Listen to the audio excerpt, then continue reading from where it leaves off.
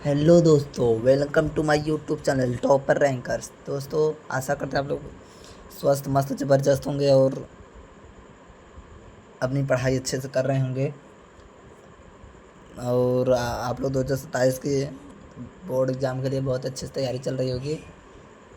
इसी तरह तैयारी कराने के लिए हम आपके लिए आज से स्टार्ट कर रहे हैं केमिस्ट्री, यानी कि साइंस का चैप्टर फर्स्ट, क्योंकि हमारा है रासायनिक समीकरण, रासायनिक अभिक्रिया एवं समीकरण। ठीक है। और अगर वीडियो आपको अच्छी लगे तो इसको सब्सक्राइब और लाइक ज़रूर कीजिएगा, अपने दोस्तों को भी शेयर कीजिएगा। और ज़्यादा टाइम है नहीं अब आपके पास। ठीक है, आपका अगस्त चालू होने वाला है, मतलब अगस्त। अच्छे से पढ़ाई कीजिए और ज़्यादा दिन बचा नहीं है आप लोगों के लिए। इसकी तैयारी अच्छे से कीजिए और ज़्यादा टाइम पास मत कीजिए। ठीक है, बढ़ते हैं हम आगे और देखते हैं हमारा क्या है यह चैप्टर और क्या है इसमें, सब आपको आज बताएंगे। ठीक है, तो हम देखते हैं हमारा रासायनिक परिवर्तन किसे कहते हैं। जब किसी पदार्थ की प्रकृति और पहचान बदल जाती है। क्या? जब किसी पदार्थ की प्रकृति और पहचान जब बदल जाती है तो उसे क्या कहते हैं? रासायनिक परिवर्तन कहते हैं। ठीक है, जैसे उदाहरण में गर्मियों में दूध का खट्टा होना। गर्मी में आप लोग देखेंगे दूध फट जाता होगा, यानी खट्टा टाइप हो जाता होगा, उसे क्या कहते हैं? रासायनिक परिवर्तन में आता है। उसका क्या होता है? प्राकृतिक जो होता है गर्मियों में दूध का जो प्राकृतिक नहीं होता है, बदल जाता है, खट्टा हो जाता है, जो उससे क्या कहते हैं? रासायनिक परिवर्तन कहते हैं। भोजन का पकना, भोजन जैसे पक जाता है तो रासायनिक परिवर्तन हो जाता है। ठीक, उसे हम क्या कहते हैं? भोजन का पकना। ये हमारा रासायनिक परिवर्तन हो गया। हमारे शरीर के अंदर भोजन का पचना, भोजन पच जाता है तो देखो, सीधी बात ये है, एक परिवर्तन, रासायनिक परिवर्तन होता ही है। जो एक बार बदल जाता तो उसे दोबारा वापस नहीं ला सकते हैं, उसे हम कहते हैं रासायनिक परिवर्तन। ठीक है दोस्तों,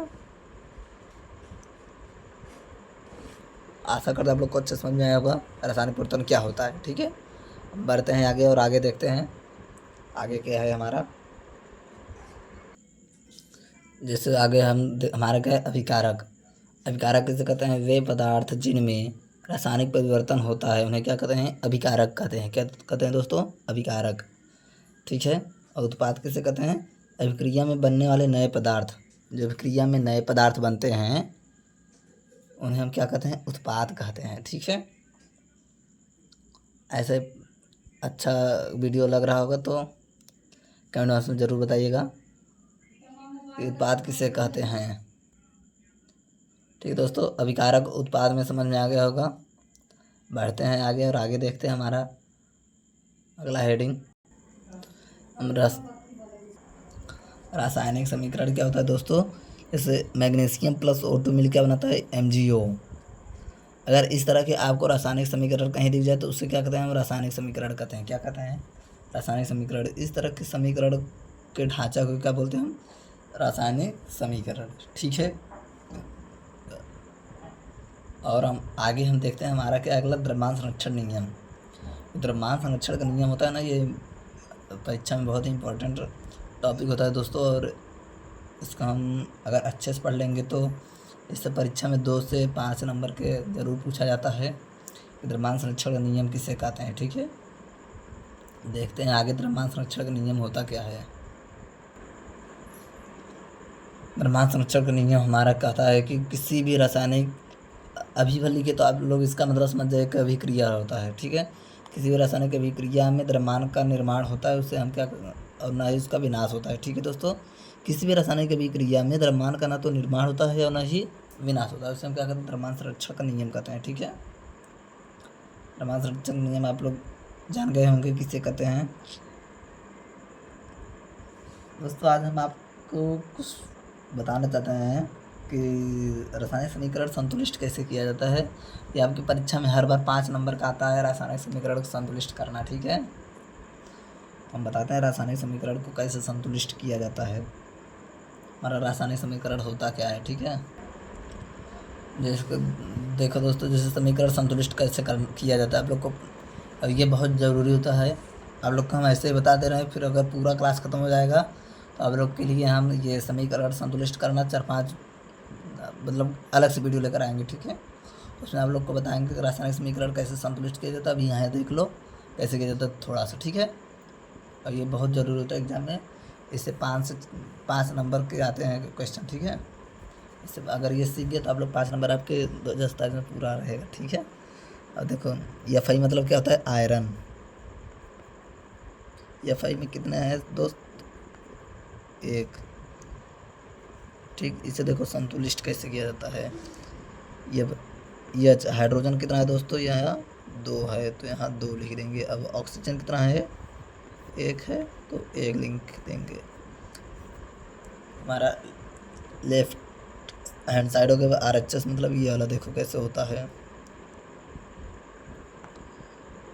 यहाँ Fi कितना दिया है दोस्तों, 3 दिया है, ठीक। और O कितना दिया है, 4 दिया है, ठीक है दोस्तों। Fi 3 दिया है और O कितना दिया, 4 दिया था। अभी देखो हाइड्रोजन कितना दिया है, 2 दिया है यहाँ पर, इसको अलग लिखेंगे, ठीक। अब देखो यहाँ Fi कितना दिया है, 1 दिया है। यहाँ Fi कितना है, 3 है, तो यहाँ हम 3 से गुणा करेंगे, 3 का 3, ठीक। और देखो यहाँ Fi 3 हो गया, यहाँ Fi 3 हो गया। देखो यहाँ हाइड्रोजन कितना है, 2 है, यहाँ भी हाइड्रोजन 2 है, यहाँ ऑक्सीजन 1 है, यहाँ ऑक्सीजन 4 है, ठीक।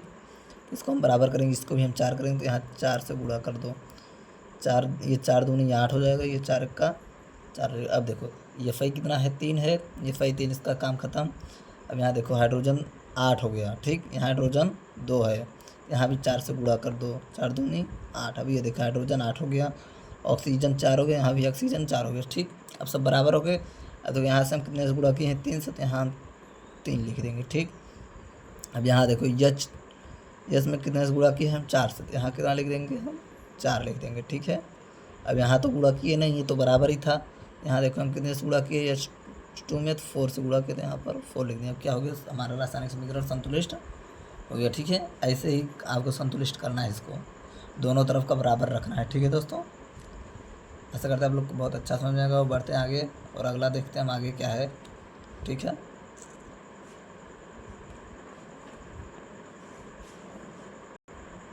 अगला हमारा क्या है दोस्तों, रासायनिक अभिक्रिया के प्रकार। रासायनिक अभिक्रिया कितने प्रकार के होते हैं, ठीक है। हम देखेंगे रासायनिक अभिक्रिया क्या होता है, रासायनिक अभिक्रिया प्रकार, ठीक है। हमारा रासायनिक अभिक्रिया में पहला प्रकार क्या है, संयोजन अभिक्रिया। संयोजन अभिक्रिया कहते किसे हैं, ठीक है दोस्तों। देखो संयोजन अभिक्रिया होता क्या है,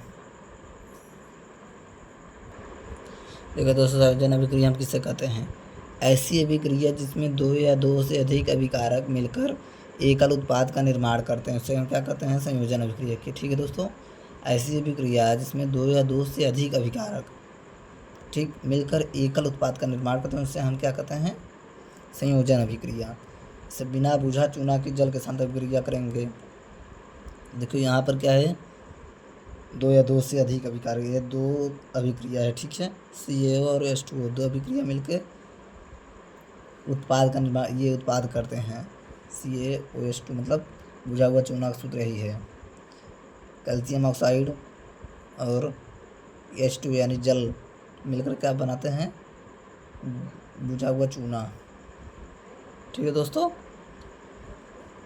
और ये आप लोग का चित्र हो गया, यहाँ पर देखो ये जल हो गया हमारा, इसमें हम क्या मिलाए, कैल्शियम ऑक्साइड मिलाते हैं, ठीक है। इसे क्या बोलते हैं, बीकर बोलते हैं, जिसमें रखा क्या है, बीकर है हमारा। ये हमारा भाप ऐसे निकलता है इसमें से, ठीक है। इसे हम बोलते हैं संयोजन अभिक्रिया, ठीक है दोस्तों। आशा करते हैं अच्छे समझ में आ रहा होगा। इससे हमारा एक क्या होता है, ऊष्माक्षेपी। अब अगला देखते हैं हम ऊष्माक्षेपी क्या है।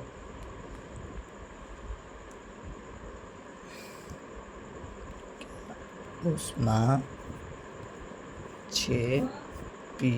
ठीक है, ऊष्माक्षेपी अभिक्रिया, ठीक दोस्तों। किसे कहते हैं, जिन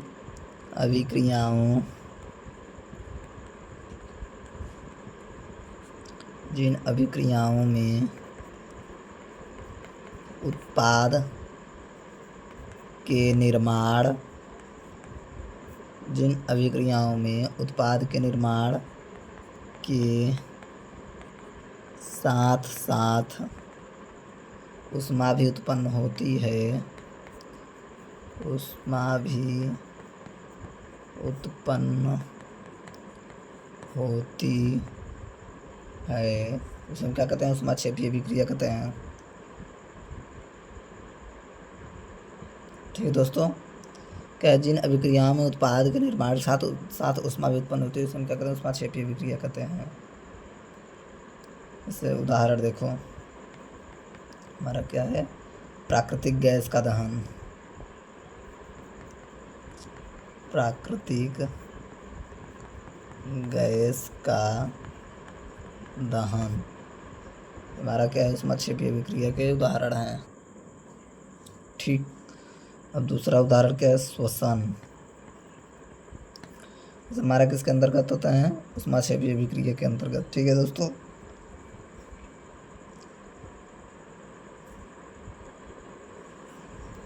एक हमारा नोट्स में लिख लेना, नोट्स में क्या लिखना है, शाक सब्जियों का विघटित होकर कंपोस्ट बनाना भी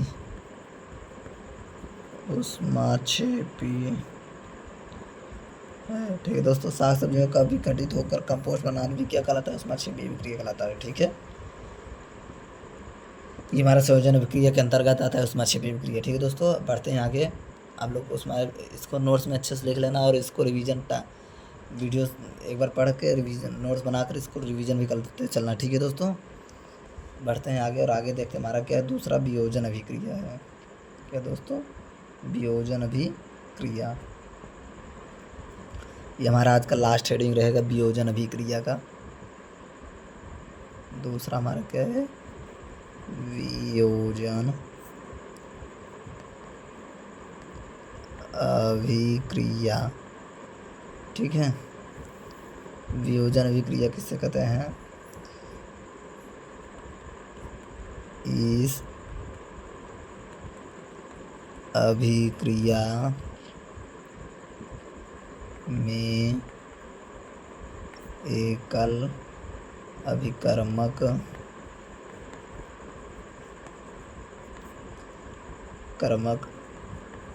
टूट कर छोटे उत्पाद प्रदान करता है। ठीक दोस्तों, इस अभिक्रिया में एकल अभिकारक टूट कर क्या करता है, छोटे छोटे उत्पाद प्रदान करता है, उसमें क्या कहते हैं, वियोजन अभिक्रिया कहते हैं। ठीक है दोस्तों,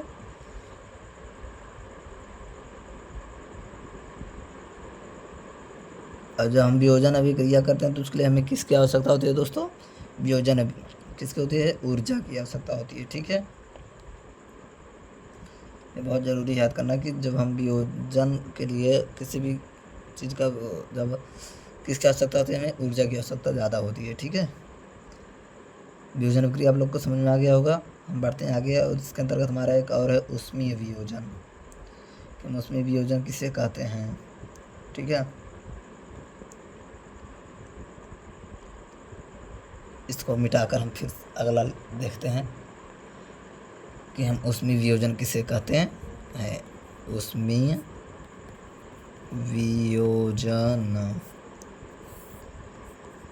इसको आज ही पढ़ा कल पढ़ा यार, तो इसको ऊष्मीय वियोजन इसको कल ही पढ़ाते हैं। ठीक है, आज के लिए बस इतना ही। आशा करते हैं आप लोग को वीडियो अच्छे समझ में आया होगा।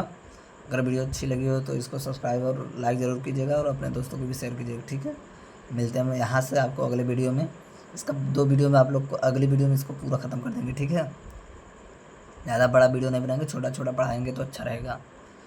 मिलते हैं अगली वीडियो में, तो आज के लिए बस इतना ही। Bye bye, take care, good night.